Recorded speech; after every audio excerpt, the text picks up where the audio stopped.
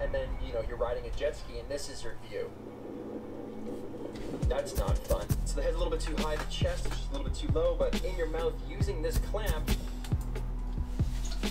Hey guys, what's up, what's new? Today's video is all about the new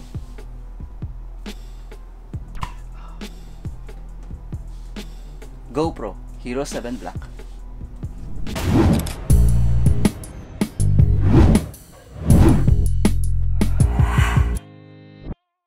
Welcome back guys.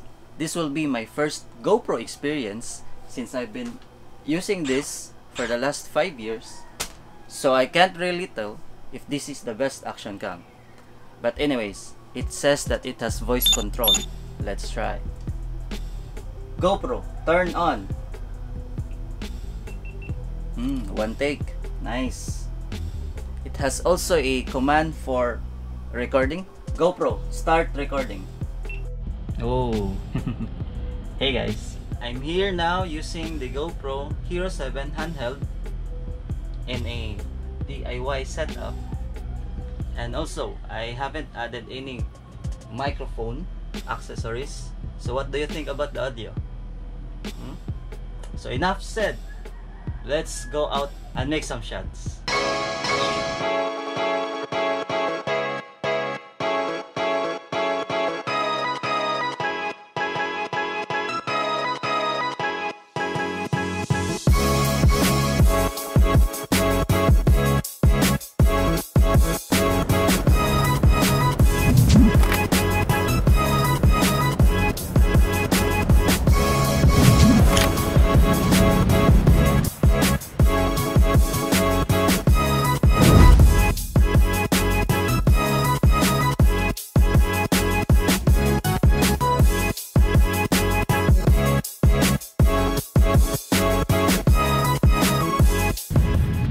Guys, you know what?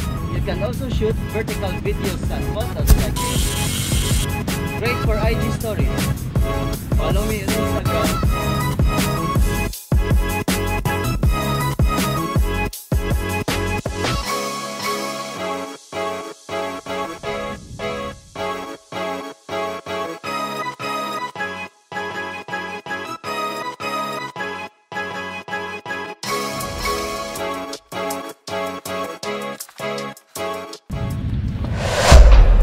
So guys, those are the shots in daytime, and these are the shots in nighttime.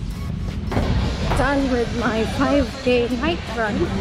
So I'm here at Avellana testing the Hero 7 for night shots. Let's see.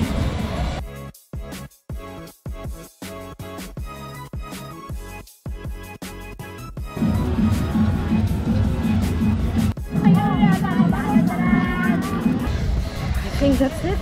Testing the night shot of Hero 7. Bye!